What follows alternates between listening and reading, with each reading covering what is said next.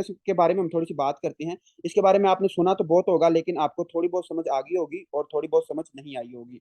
तो porter sequence क्या होता है? देखो, सबसे पहले तो आपको ना अपना कॉन्सेप्ट क्लियर करो। एक कॉन्सेप्ट है, वो कॉन्सेप्ट क्या है? फर्ज करो कि ये क्या है, हमारा एमनियोटिक कैविटी है। ठीक है, ये उसके जो बेबी है उसका पूरा एमनियोटिक कैविटी है, मतलब कि उसका प्लेसेंटा वगैरह है। ये क्या है? उसका प्लेसेंटा है, और ये क्या है? आपका बेबी है। ठीक है, बेबी किसमें है? यूट्रस में है। ठीक है, अब आपको पता है सर इसी स्पीड से पढ़ाएं करें। हाँ, ओके, मैं इसी खुद ही मैंने थोड़ा स्लो किया हुआ है, लेकिन कुछ स्टूडेंट जिन्होंने पहले फर्स्ट ईयर पढ़ी होती है तो वो फिर कहते हैं कि थोड़ा सा स्पीड से करें। खैर, हम आगे चलते हैं। अच्छा, अब आपको पता होना चाहिए कि यार जो हमारा बेबी होता है ना, बेबी हमारा तैर रहा होता है किसमें? एमनियोटिक फ्लूइड में। किसमें? एमनियोटिक फ्लूइड में। तो जो ये सारा बनाया है, ये जो कलर से मैंने हाईलाइट किया है, this is your amniotic fluid. This is your amniotic fluid. अब जो बेबी होता है ना, जो यूट्रस में होता है, वो तैर रहा होता है किसमें? तैर रहा होता है एमनियोटिक फ्लूइड में। कभी आपने सोचा कि ये एमनियोटिक फ्लूइड कहाँ से आता है? तो आपको पता होना चाहिए, जो बेबी होता है, बेबी क्या करता है? यूरिन करता है। बेबी क्या करता है? माँ के पेट में क्या करता है? यूरिनेशन करता है। उसकी जो किडनी होती है यूरिन बनाती है, और जो यूरिन होता है, वो क्या होता है? जो यूरिन होता है वो अमनियोटिक फ्लूइड में कन्वर्ट हो जाता है। जो यूरिन होता है वो किसमें कन्वर्ट हो जाता है? अमनियोटिक फ्लूइड में। तो जो अमनियोटिक फ्लूइड होता है, it is urine of baby. ये क्या होता है? जो बेबी पेशाब करता है माँ के पेट में, उसको हम क्या कहते हैं? अमनियोटिक फ्लूइड कहते हैं। लेकिन आपको ये बात सुन के थोड़ी सी हैरत भी होगी और थोड़ी सी आवाजारी भी आएगी कि जो बेबी होता है, जो हम सारे किसी ना किसी जमाने में बेबी रह चुके हैं, तो जो बेबी होता है, ये बेबी क्या करता है? यही जो एमनियोटिक फ्लूइड होता है, इसको ड्रिंक कर लेता है, इसको पी लेता है।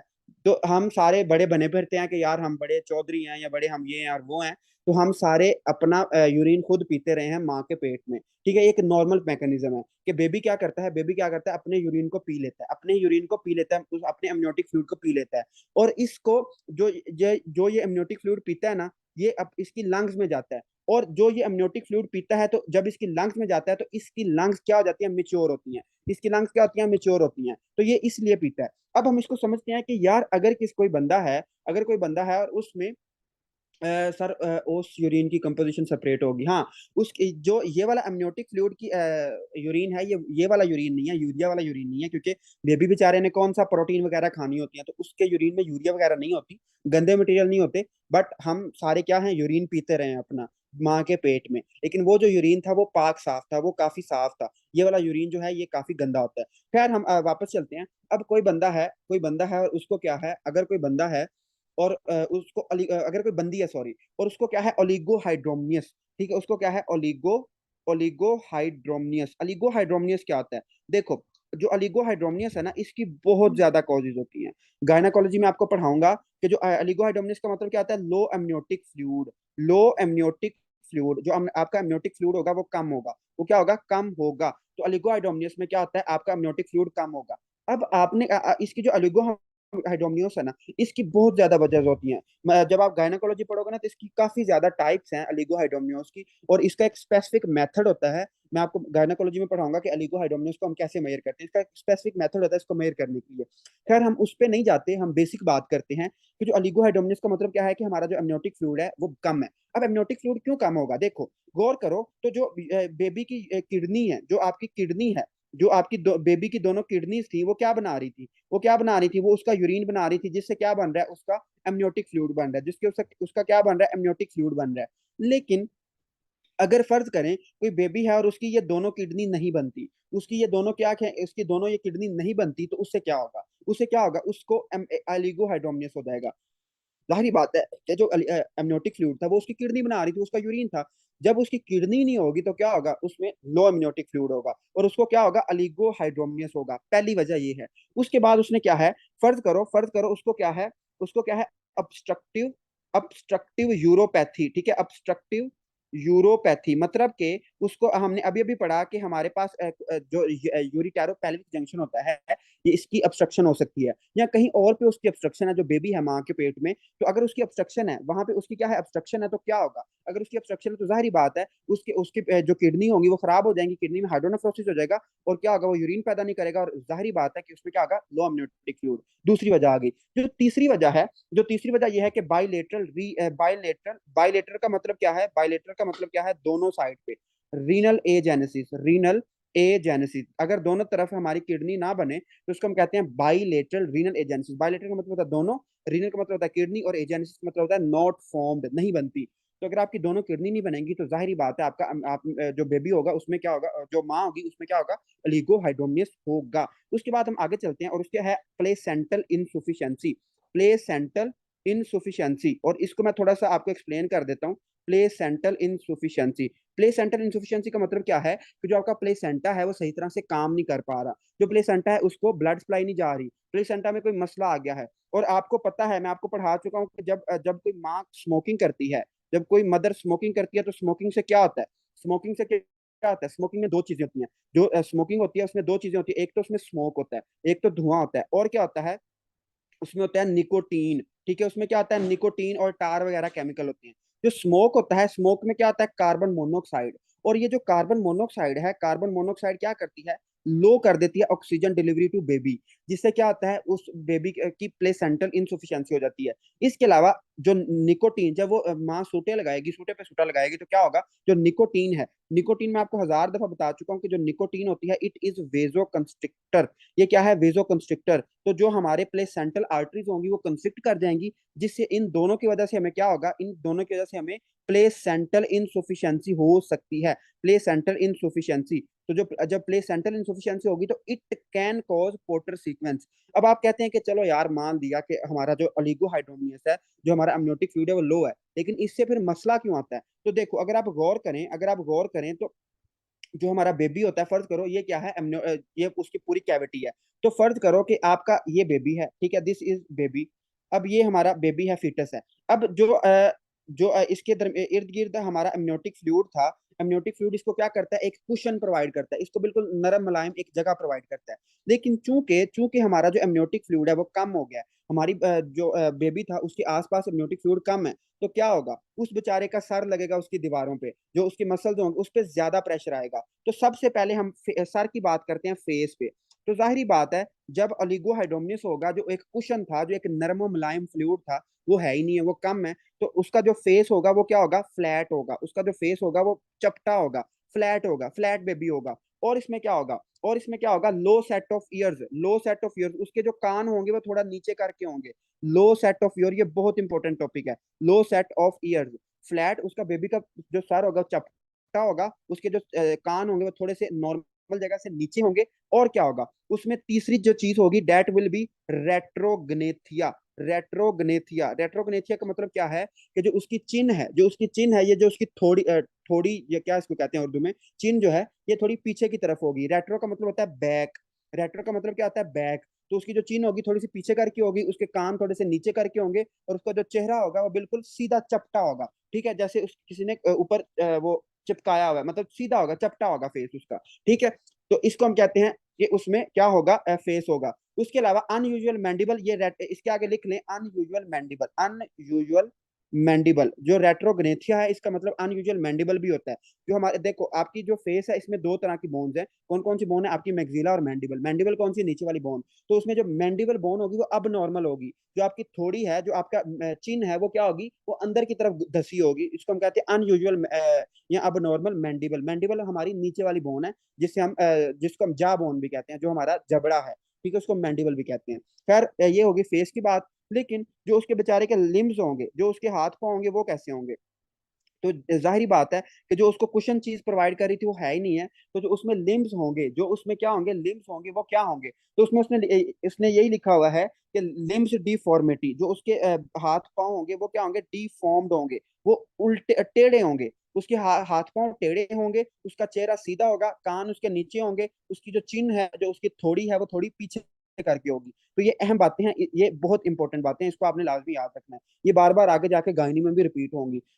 उसके अलावा उसके बाद उसमें लिखा हुआ है कि उसका जो नोज होगा, फ्लैटेंड नोज। फ्लैटेंड नोज का मतलब क्या है कि जो उसका नाक होगा वो चौड़ा सा नाक होगा और बिल्कुल सीधा साधा नाक होगा, नॉर्मल नाक नहीं होगा। फ्लैटेंड नोज होगा, कान उसके नीचे होंगे, चेहरा उसका फ्लैट होगा, उसके रेट्रोग्नेथिया होगा। तो उसके जो हाथ पाँव होंगे वो टेढ़े मेढ़े होंगे। और उसमें और क्या होगा, और उसमें क्या होगा, तो इसमें compression of chest and lack of amniotic fluid aspiration. हाँ, जो उसमें क्या होगी, जो उसकी चेस्ट होगी ना, वो कंप्रेस हो जाएगी, क्योंकि आपका जो चीज कुशन प्रोवाइड कर रही थी ना, वो तो है ही नहीं है। जब वो है ही नहीं है तो क्या होगा, जब वो है ही नहीं है तो क्या होगा, कंप्रेशन ऑफ चेस्ट होगी, कंप्रेशन ऑफ चेस्ट होगी। जब कंप्रेशन ऑफ चेस्ट होगी तो उससे क्या होगा, उससे क्या होगा, वो बेचारा ब्रीदिंग प्रॉब्लम होगी उसको, वो बेचारा सांस नहीं ले पाएगा, ब्रीदिंग प्रॉब्लम। लेकिन अगर वो बेचारा सांस ले भी पाएगा तो मसला फिर कहाँ पे आएगा। देखो अभी अभी मैंने बताया कि हम सारे क्या करते हैं, हम सारे क्या करते हैं, अपने जो अमनियोटिक फ्लूइड होता है उसको हम निगल लेते हैं, उसको हम क्या कर लेते हैं, एस्पायर करते हैं। उसको हम क्या करते हैं, एस्पायर करते हैं। मतलब कि जो हमारा अमनियोटिक फ्लूइड होता है इसको हम क्या करते हैं, एस्पायर करते हैं, अंदर लेके जाते हैं। जब हम बेबी थे तो जो एस्पायर जब हम करते हैं अमनियोटिक फ्लूइड को, तो जो अमनियोटिक फ्लूइड होता है सीधा हमारे लंग्स में जाता है, जो फीटस होता है उसके लंग्स में जाता है। और लंग्स में आपने याद रखना है, जो एल्वेलाई होता है ना, जो एल्वेलाई, एल्वेलाई को मिच्योर करने वाली चीज कौन है, आपका एमनियोटिक फ्लूइड है, आपका एमनियोटिक फ्लूइड है। और जब हम इस एमनियोटिक फ्लूइड को अगर हम इंस्पायर नहीं करेंगे, चूंकि अलिगो हाइड्रोनियस है, क्या है कि एमनियोटिक फ्लूइड ही कम है, तो क्या होगा, हम एस्पायर कम करेंगे। जब हम एस्पायर कम करेंगे तो हमारी लंग्स में कम जाएगा, हमारी लंग्स में जब कम जाएगा तो हमारे जो एल्वेलाई हैं वो प्रॉपरली मिच्योर नहीं हो पाएंगे। और यही वजह है कि जो बेबी पोर्टर सीक्वेंस के साथ पैदा होते हैं वो बेचारे जल्दी अल्लाह को प्यारे हो जाते हैं। उनमें डेथ की सबसे बड़ी जो वजह है, this is the main reason, कि उनकी जो लंग्स होती हैं उनका हाइपोप्लेजिया हो जाता है, वो लंग सही तरह मिच्योर नहीं हो पाती। ठीक है, तो ये सारा इसमें कॉन्सेप्ट है। उसके अलावा इसमें मैं आपको एक दोबारा इसको एक दफा रिवाइज करवाता हूँ। इसमें हमने क्या पढ़ा कि फर्ज करो कोई भी एनोमली है, ठीक है, कोई भी एनोमली है, कोई भी एनोमली है, मतलब कि कोई प्रॉब्लम है। अब जो जब भी अनैमली होगी, जब भी कोई प्रॉब्लम होगी तो क्या होगा, जब भी प्रॉब्लम होगी तो क्या होगा, एन यूरिया, मतलब कि कोई जो बेबी है वो बेचारे की किडनी नहीं बनी, बेचारे का कोई और मसला आ गया है, तो उससे क्या होगा, एन यूरिया। एन यूरिया का मतलब क्या है कि यूरिन ही नहीं बना रहा वो।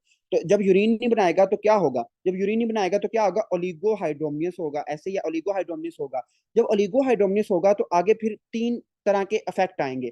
सबसे पहले मैंने आपको बताया, डॉक्टर साहब का क्वेश्चन भी क्लियर हो जाएगा इसमें, कि जो ओलिगोहाइड्रोमियस है, जब हम अमनियोटिक फ्लूइड को नॉर्मली, जो सारे नॉर्मल बंदे हैं, हम अमनियोटिक फ्लूइड को हमारी लंग्स में लेके जाते हैं ताकि हमारी लंग्स क्या हो सके, इमेच्योर हो सके। बट अगर हमारी हमारे पास अमनियोटिक फ्लूइड की कमी हो जाएगी तो हमारे लंग्स में कम अमनियोटिक फ्लूइड जाएगा, जिससे क्या होगा, जो हमारी लंग्स है वो सही तरह मिच्योर नहीं हो पाएंगी। इसको हम कहते हैं पल्मनरी हाइपोप्लेजिया, पल्मनरी हाइपोप्लेजिया।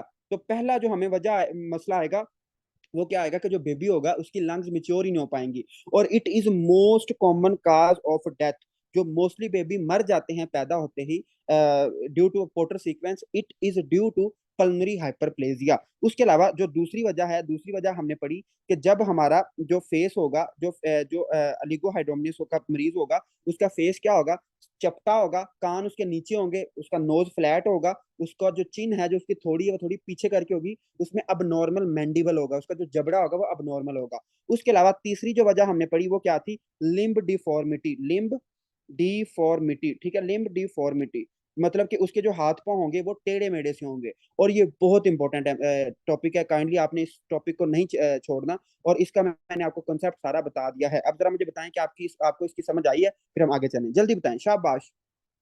अगर हॉर्स शो किडनी, इसको थोड़ा सा समझ लेना है। Horse shoe kidney, horse shoe kidney क्या होता है, हॉर्स शू किडनी, इसको थोड़ा बड़ा कर लेते हैं। Okay, horse shoe kidney, horse shoe kidney क्या होता है। देखो मैंने पता नहीं आपको पहले बताया या नहीं, लेकिन आपको पता होना चाहिए। पता क्या होना चाहिए कि देखो, फर्ज करो जो आपकी किडनी होती है ना, जो आपकी दोनों किडनीज होती हैं, ये पेल्विस में बनती हैं। अगर आपसे बंदा कोई पूछे ना कि यार आपकी किडनी कहाँ पे बनती है, तो आपने कहना पेल्विस में बनती है। आपकी किडनी के सबसे पहले कहाँ पे बनती है, पेल्विस में बनती है। लेकिन उसके बाद ना, जब जैसे जैसे हम ग्रो करते हैं, जैसे जैसे बेबी ग्रो करता है, तो उसकी जो किडनी होती है वो पेल्विस से उठ के उसके पेट में, उसके एब्डोमिनल कैविटी में आ जाती हैं। तो हमारे मसले वाली जो बात वो यहाँ से स्टार्ट होती है। देखो जो आपकी किडनी होती है, फर्ज करो कि this is your right kidney, ठीक है, ये आपकी क्या है, राइट किडनी है। This is your left kidney, ये क्या है, लेफ्ट किडनी, ये मतलब दोनों किडनी है। जब ये बेचारी पेल्विस में बन रही होती है ना, जब ये बेचारी पेल्विस में बन रही होती हैं, तो इनमें क्या होता है, अगर ये अब नॉर्मली क्या हो जाए, नीचे से अटैच हो जाए, इसको मैं ब्लड से बना देता हूँ। देखो अगर ये दोनों किडनी नीचे से क्या हो जाए, अटैच हो जाएं, ये यहाँ से क्या हो गई हैं, अटैच हो गई हैं, दोनों किडनीज क्या हो गई हैं, अटैच हो गई हैं। अब इसको हम कहते हैं horse shoe kidney. Horse shoe हम इसको क्यों कहते हैं, देखो अगर आप थोड़ा सा गौर करो तो ये एक हॉर्स शू, जो घोड़े का खुर होता है, उसके ऊपर हमें लोहे का ना एक इस तरह का एक स्ट्रक्चर लगाते हैं, ताकि उसके जो पाँव हैं वो ज्यादा घसे ना। ठीक है, तो इसको हम कहते हैं हॉर्स शू, हॉर्स शू। तो जो आपकी किडनी है वो कुछ हॉर्स शू की तरह नजर आती है, जब जैसे वो अब नॉर्मली क्या हो जाए, अगर वो नीचे से क्या हो जाए, अटैच हो जाएं। अब आपको पता है कि जो आपकी किडनी है वो पहले कहाँ पे बनती है, पेल्विस में बनती है। उसके बाद वो ट्रांसफर कहाँ पे हो जाती है, आपके एब्डोमेन में चली जाती है, आपके अब एब्डोमेन में चली जाती है, एब्डोमेन में चली जाती है। अब हम इसको थोड़ा सा समझते हैं कि यार हॉर्स शू किडनी में मसला क्या आता है। देखो इसको थोड़ा सा गौर से देखना है। अब फर्ज करो कि this is your abdominal aorta. ठीक है, this is your abdominal aorta. और जो एब्डोमिनल एओर्टा है वो दोनों दो किसमें कन्वर्ट, दो आपकी मेन आर्टरीज में कन्वर्ट हो जाती है, जिसको हम क्या कहते हैं, common femoral arteries. Common femoral arteries. हमारा मसला ये नहीं है, हमारा मसला ये है कि जो एब्डोमिनल एओर्टा है यहाँ से एक ये आर्टरी देता है, जिसको हम क्या कहते हैं, inferior mesenteric artery. Inferior mesenteric artery जो कि आपकी ट्रांसवर्स कोलोन, डिसेंडिंग कोलोन और रेक्टम वगैरह को सप्लाई करती है। IMA, ये आपने एनाटॉमी में पढ़ा होगा कि आपकी जो एब्डोमिनल एओर्टा है ना, ये एक क्या देती है, एक इंफीरियर मेसेंटेरिक आर्टरी की ब्रांच देती है, जिसको हम क्या कहते हैं, इंफीरियर मेसेंटेरिक आर्टरी। और जो ये जो मेसेंटेरिक आर्टरी है, ये क्या किसको सप्लाई करती है, आपके ट्रांसवर्स कोलोन को सप्लाई करती है, डिसेंडिंग को करती है, और आपके यस हाइंड गार्ड को सप्लाई करती है। हाइंड गार्ड को सप्लाई करती है, आपके ट्रांसवर्स कोलोन और इन सारी चीजों को सप्लाई करती है। अब हमारा मतलब इसका भी नहीं है। हमारा मतलब क्या है कि फर्ज करो ये आपका बेबी है, ठीक है, ये बेबी है, और एक मिनट, जो हमारा बेबी था, फर्ज करो कि ये उसकी किडनी थी, ठीक है, ये उसकी दो किडनी बनी उसके पेल्विस में। उसके पेल्विस में दो किडनी बनी, बट वो जो दोनों किडनीज हैं वो क्या है, दोनों नीचे से अटैच है, अब नॉर्मली अटैच है।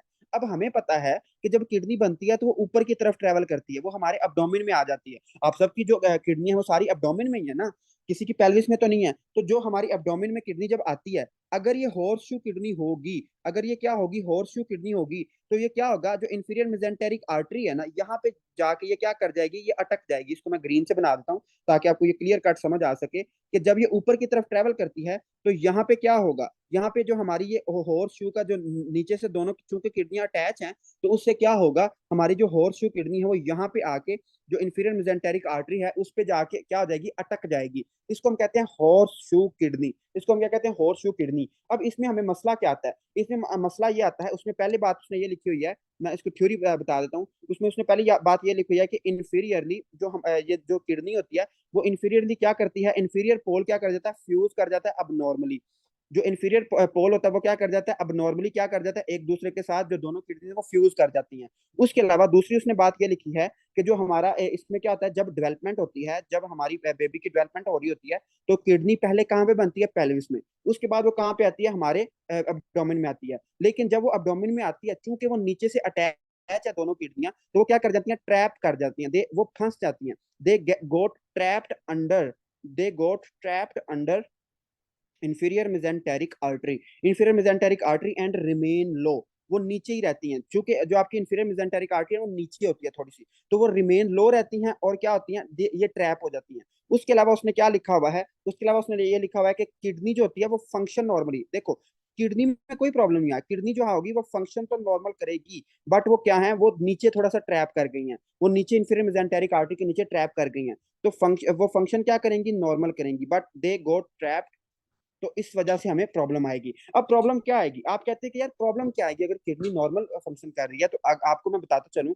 देखो क्योंकि वो नीचे थोड़ी सी ट्रैप हो गई है, तो नीचे ट्रैप होने की वजह से क्या होगा कि यहाँ से जो आपकी यूरिटर निकल रही है, जो यूरिटर यहाँ से निकल रही है, वो क्या होगी, जो यहाँ से यूरिटर निकल रहा है वो ऑब्स्ट्रक्ट हो जाएगी। तो सबसे कॉमन जो प्रॉब्लम आती है हॉर्सशू किडनी में, that is your uretero, uretero pelvic junction, uretero pelvic junction obstruction, uretero pelvic junction obstruction. कि हमारा क्या होगा कि जो यूरिटेरो पेल्विक जंक्शन है उसमें क्या हो जाएगी, ऑब्स्ट्रक्शन हो जाएगी।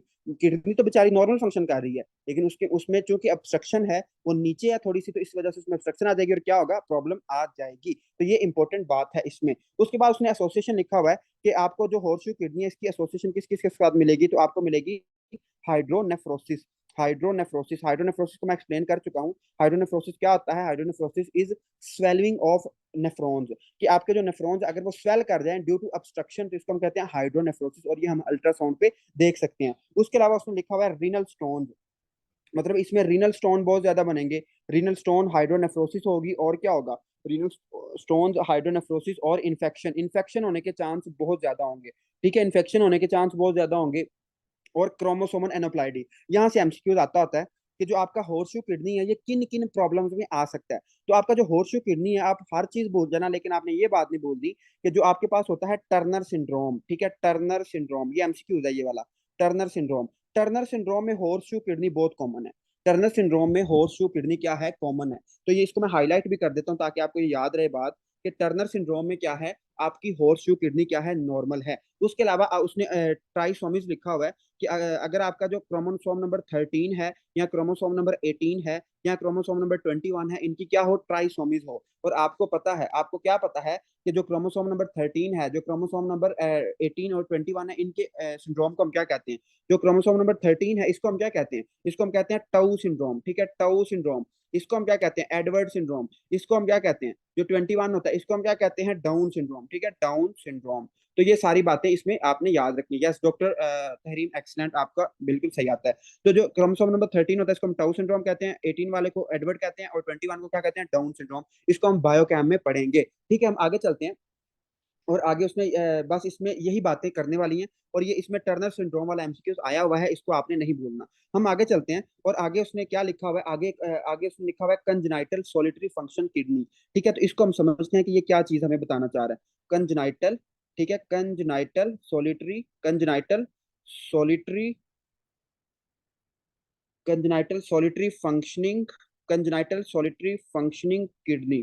ठीक है, इसमें हमें वो क्या बताना चाह रहा है। ठीक है, तो इसके हम पहले लफ्जों पे जाते हैं, फिर हम इसको समझते हैं। देखो, कंजनाइटल का मतलब क्या होता है, पैदाइशी। सोलिटरी का मतलब क्या होता है, अकेला, वन, ठीक है, अकेला, तन्हा, वन। सोलिटरी का मतलब होता है अकेला। और फंक्शनिंग का मतलब क्या होता है, फंक्शन। तो अब हमें थोड़ी सी समझ आ रही है कि जो बच्चा एक किडनी के साथ पैदा होगा, उस डिजीज को हम पढ़ने लगे हैं। कंजनाइटल पैदाइशी, सॉलिटरी वन, और फंक्शनिंग किडनी के मतलब अगर एक बच्चा पैदा हुआ है और उसकी एक किडनी फंक्शन कर रही है, तो उस डिजीज को हम पढ़ने लगे हैं। उसमें पहली डिजीज जो आती है, दैट इज योर, उसमें बल्कि उसने थोड़ी सी डिटेल बताई हुई है। उसने यही लिखा हुआ है कि बोर्न विद वन किडनी, ठीक है, born born with one kidney, born with one kidney, कि मतलब अगर कोई बच्चा क्या हो, एक किडनी से पैदा हो, तो उसको हम क्या कहते हैं, कंजनाइटल सोलिटरी फंक्शनिंग किडनी, की अगर उसकी एक किडनी फंक्शन कर रही है। उसके अलावा वो ये कहता है कि मेजोरिटी, जो मेजरली ये क्या होता है, इट इज एसिम्टोमेटिक। ये क्या होता है, एसिम्टोमेटिक होता है, मतलब कि उसकी हमें खास सिम्टम नहीं आती,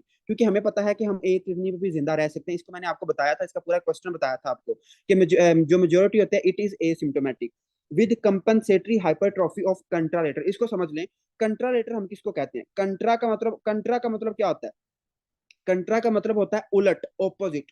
कॉन्ट्रा का मतलब क्या होता है, ऑपोजिट, और लेटरल का मतलब होता है साइड। तो कंट्रा लेटरल का मतलब है ऑपोजिट साइड। मतलब कि जो हमारी किडनी बेचारी खराब हो गई है, उसकी जो ऑपोजिट साइड है, जो कि सही काम कर रही है, उसकी क्या हो जाएगी, हाइपरट्रॉफी। इसके बताने का ये मकसद है, हाइपरट्रॉफी। जो किडनी हमारी सही काम कर रही है, उसकी क्या हो जाएगी, हाइपरट्रॉफी। तो यही उसने लिखा हुआ है कि born with one kidney functioning, majority asymptomatic with compensatory hypertrophy of contralateral, but abnormality are common, bilateral abnormality are common.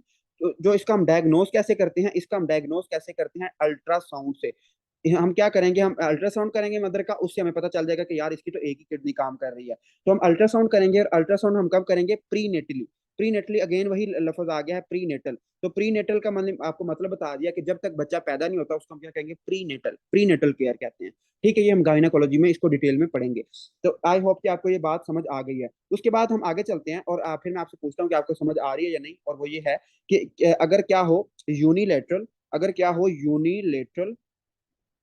Unilateral renal agenesis, इसका क्या मतलब है, यूनिलेटरल रीनल एजेनेसिस। मतलब कि क्या हो कि एक किडनी सिरे से ही ना बने। अभी अभी हमने पढ़ा कि यार एक किडनी काम कर रही है, एक नहीं काम कर रही। लेकिन अगर एक किडनी सिरे से ही ना बने, मतलब कि कब ऐसा होता है कि हमारी एक किडनी बन ही नहीं रही, लेकिन एक किडनी बन रही है, तो इसको हम कहते हैं यूनिलैटरल। यूनिलैटरल का मतलब होता है एक साइड, रीनल का मतलब है किडनी, एजेंसिस का मतलब है कि खत्म हो जाना, कि एक किडनी ही खत्म हो गई है और एक रह गई है। तो यूनिलैटरल रीनल एजेंसिस कैसे होती है, इसमें वही कंसेप्ट दोबारा रिपीट होने वाला है जो मैंने आपको पहले समझाया है।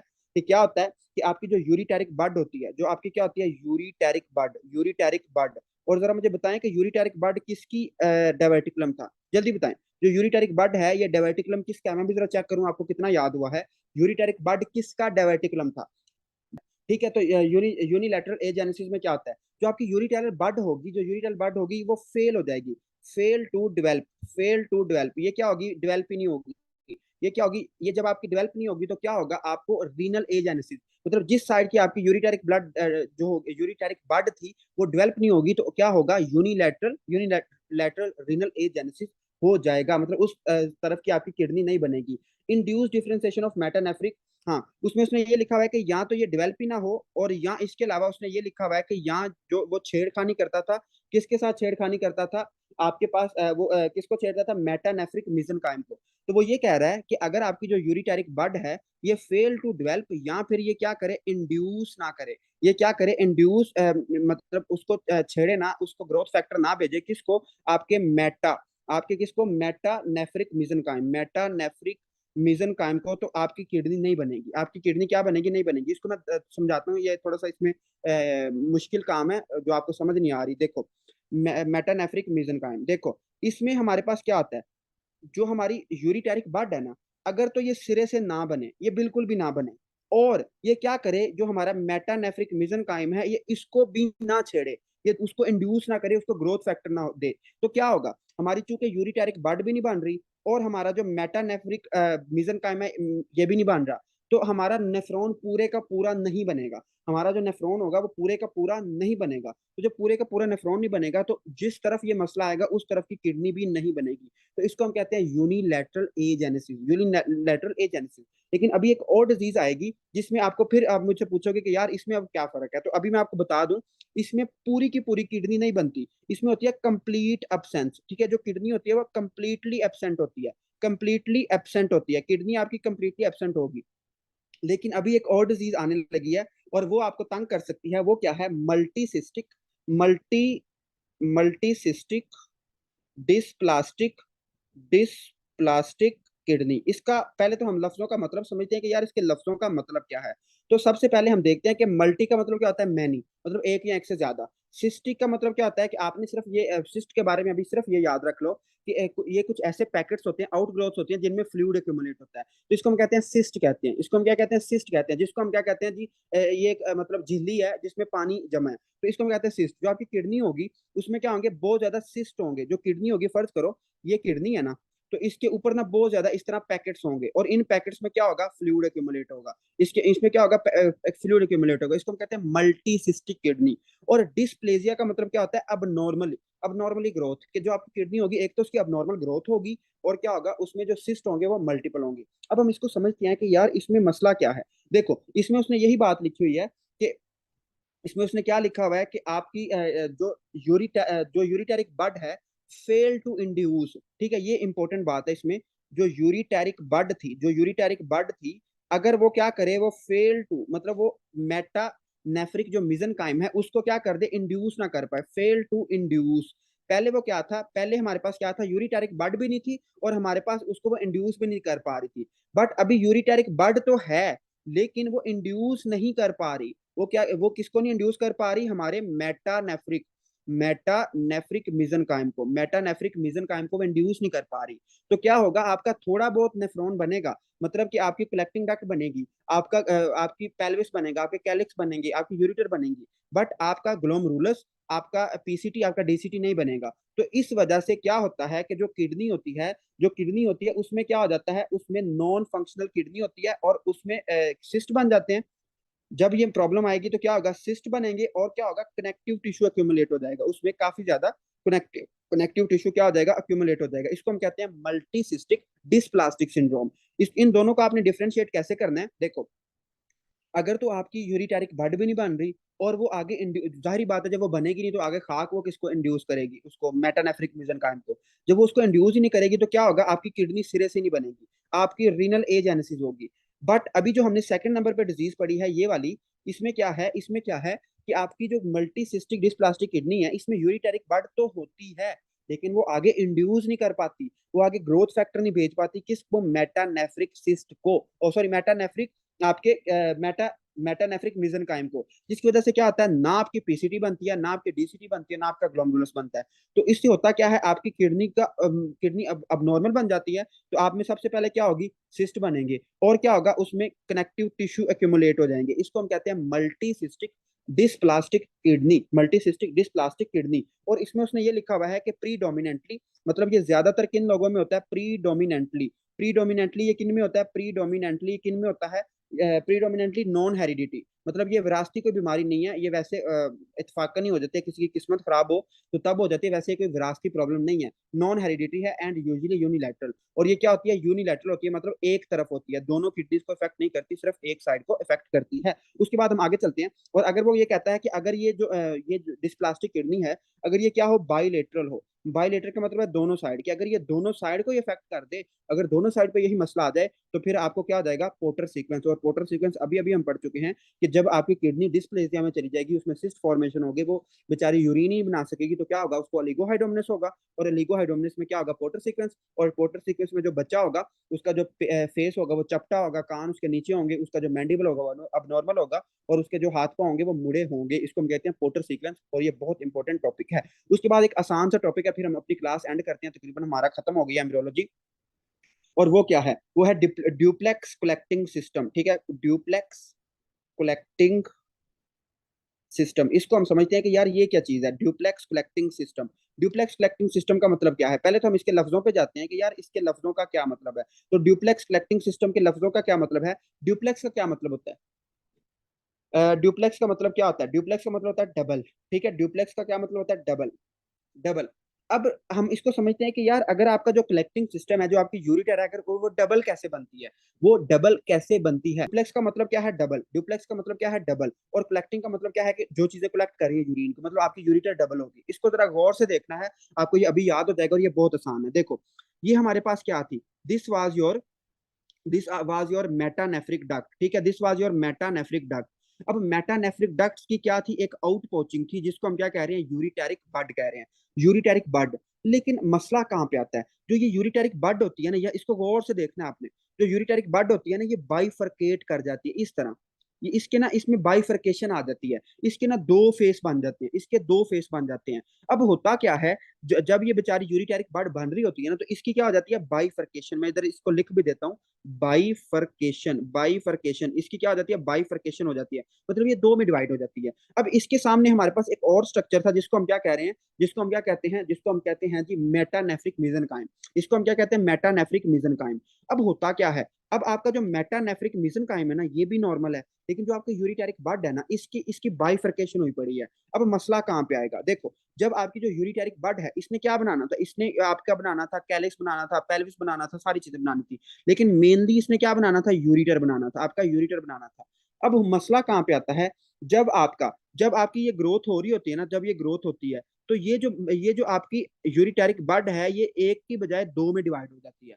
तो इससे होता क्या है, हमारे पास दो यूरिटर्स बन जाती हैं, दो यूरिटर्स, एक एक ही किडनी से दो यूरिटर्स निकल रही होती हैं। फर्ज करो ये किडनी है, और इससे दो यूरिटर निकल रही होती हैं। इसको हम कहते हैं duplex collecting system. Duplex collecting system ये कब होती है, या ये वाली डायग्राम अपनी बुक पे बना लेना, कि जो आपकी यूरिटेरिक बड होती है, जो यूरिटेरिक बड है, इसकी क्या हो जाती है, बाइफर्केशन हो जाती है, ये दो में डिवाइड हो जाती है। ये जब दो में डिवाइड होती है तो क्या होता है, जब दो में डिवाइड होता है तो जाहिर बात है वो लदा लदा यूरिटर बनाएगा, और दो आपकी यूरिटर्स बन जाएंगी। इसको हम कहते हैं ड्यूप्लेक्स कलेक्टिंग सिस्टम। अब हम इसको पढ़ते हैं, देखो, उसने ये लिखा हुआ है, उसने क्या लिखा है कि ड्यूप्लेक्स कलेक्टिंग सिस्टम में उसने सबसे पहली बात ये लिखी है कि इसमें क्या होती है, बाइफर्केशन होती है। इसमें क्या होती है, बाइफर्केशन होती है। बाइफर्केशन, बाइफर्केशन किसकी होती है, यूरिटेरिक बड की, ऑफ यूरिटेरिक बड। जो यूरिटेरिक बड थी, उसकी क्या हो जाती है, बाइफर्केशन, वो एक से दो में डिवाइड हो जाती है। जब वो दो में डिवाइड होती है तो क्या होता है, जब वो दो में डिवाइड होती है, before it enter into metanephric blastema creates a Y shaped bifid ureter. इसको, इस लाइन को समझ लेना, देखो, उसकी क्या होती है, बाइफर्केशन होती है। अब हमने पढ़ा है कि ये जो यूरिटरिक बड है, ये आगे फ्यूज कर जाती है किसके साथ, आपके इसके साथ, मेटानेफ्रिक मेसेनकाइम के साथ। अब वो ये कहता है कि अगर इसकी बाइफर्केशन हो जाए, एक से दो में डिवाइड हो जाए, तो क्या होता है, ये इसने एक यूरिटर बनानी थी, लेकिन चूंकि इसकी बाइफर्केशन हो गई है, तो ये क्या बनेगी, ये दो यूरिटर बना देगी। तो उसने ये बुक की लाइन में बता रहा हूँ कि bifurcation of ureteric blood before, ठीक है, बिफोर एंटरिंग इनटू, क्योंकि हमें पता है जो हमारी यूरिटेरिक ब्लड है, इसने बाद में एंटर होना था, इसके साथ फ्यूज होना था, किसके साथ फ्यूज होना था, हमारे किसके साथ, मेटानेफ्रिक मेसेनकाइम के साथ। तो बिफोर एंटरिंग इनटू मेटानेफ्रिक मिजनकाइम, उससे एंटर होने से पहले पहले ये क्या कर जाती है, बाइफरकेट कर जाती है, जिससे क्या होता है कि एक की बजाय दो यूरिटर्स बनती हैं। और उसने ये लिखा हुआ है, एक इसमें थोड़ी सी कंफ्यूजिंग लाइन आपको लग सकती है, उस लाइन को मैं आपको समझा देता हूँ। ड्यूप्लेक्स कलेक्टिंग सिस्टम, जो ड्यूप्लेक्स कलेक्टिंग सिस्टम है, ये क्या है, इट कैन अल्टरनेटिवली मतलब ये अल्टरनेटिवली अकर हो सकता है, मिल सकता है हमें, किस में, alternatively occur through two ureteric buds reaching metanephric blastema strongly associated with ureteral reflux. देखो ये इतनी लाइन इंपॉर्टेंट नहीं है, लेकिन मैं आपको समझा देता हूँ। उसने ये लिखा हुआ है कि जो आपका ड्यूप्लेक्स कलेक्टिंग सिस्टम है ना, ये हमें अल्टरनेटिवली मिल सकता है, ये हमें कब मिल सकता है, जब हमारे पास एक की बजाय टू यूरिटेरिक बर्ड एंटर हो, किसमें, आपके मेटानेफ्रिक मिजनकाइम में। ठीक है, तो ये वही बात है कि जब आपका मेटानेफ्रिक मिजनकाइम में आपकी जो यूरिटेरिक बर्ड है, जब उसने एंटर होना था, वो बेचारी क्या हो गई है, पहले वो इस शक्ल की थी, तो अब उसमें क्या हो गई है, बाइफर्केशन हो गई है, मतलब उसने एक यूरिटर बनानी थी, अब वो क्या बनाएगी, दो यूरिटर बनाएगी, तो उससे हमारे फिर दो यूरिटर बनेंगे। तो फर्ज करो कि ये आपकी किडनी है, ठीक है, और चूंकि नॉर्मल किडनी में एक यूरिटर निकल रही होती है, तो अब इसमें क्या होगा, इसमें आपकी एक और यूरिटर निकलेगी, तो इसको हम कहते हैं ड्यूप्लेक्स कलेक्टिंग सिस्टम। सिर्फ आपने इसमें ये याद रखना है कि इसमें जो यूरिटेरिक बर्ड है उसकी बाइफर्केशन हो जाती है, और जिससे हमें दो यूरिटर मिलती हैं। जो आज का सबसे इंपॉर्टेंट टॉपिक है, उसको मैं एक दफा रिवाइज करवा देता हूँ, that was your porter sequence. ठीक है, पोर्टर सीक्वेंस ये वाला, इसको आपने नहीं खुदारा बोलना, इसमें से एमसीक्यूज आने के बहुत ज्यादा चांसेस होते हैं। और इसमें मैं आपको एक रिवाइज करा देता हूँ कि जब बच्चे की जो बेबी होगा, उसकी अगर किडनी काम नहीं कर रही, या उसमें कोई और प्रॉब्लम आ गई है, और उसमें क्या हो गया, ओलिगोहाइड्रोमियस हो गया, उसका जो अमनियोटिक फ्लूइड है वो कम हो गया है। तो अमनियोटिक फ्लूइड कम होने से क्या होगा, वो बेचारे के जो माँ उसके दीवारें हैं प्लेसेंटा की, वो उसके फेस पे लगेंगी, उसके लिम्स पे प्रेशर डालेंगी, जिससे क्या होगा, जो उसका फेस होगा वो फ्लैट हो जाएगा, चपटा हो जाएगा। उसके कान बिल्कुल थोड़े से नीचे करके होंगे, हम नॉर्मल बंदों में जहाँ पे कान होते हैं उससे थोड़े से नीचे करके होंगे। और उसमें जो मैंडिबल होगा, उसकी जो चिन है, जो उसकी थोड़ी है, वो थोड़ी पीछे करके होगी, इसको हम कहते हैं रेट्रोग्नेथिया। रेट्रो का मतलब होता है पीछे, ग्नेथिया का मतलब होता है चिन। तो चिन जो होगी उसकी थोड़ी सी पीछे होगी। और मैंडिबल हम किसको कहते हैं, मैंडिबल भी हम जबड़े को ही कहते हैं। ठीक है, तो उसमें जो जबड़ा होगा वो थोड़ा सा अबनॉर्मल होगा, अनयूजुअल होगा। और उसके जो लिम्स होंगे, उन लिम्स की डिफॉर्मिटी होगी, मतलब कि उसके जो हाथ पांव होंगे वो मुड़े मुड़े हुए होंगे, ठीक है, उल्टे फुलटे होंगे। और उसमें जो नाक होगा वो क्या होगा, फ्लैट होगा। और उसमें जो उसकी जो चेस्ट होगी वो क्या होगी, कंप्रेस होगी। और उसमें उसको ब्रीदिंग डिफिकल्टीज आएंगी। ठीक है, तो ये सारी चीजें आपने याद रखनी है। डॉक्टर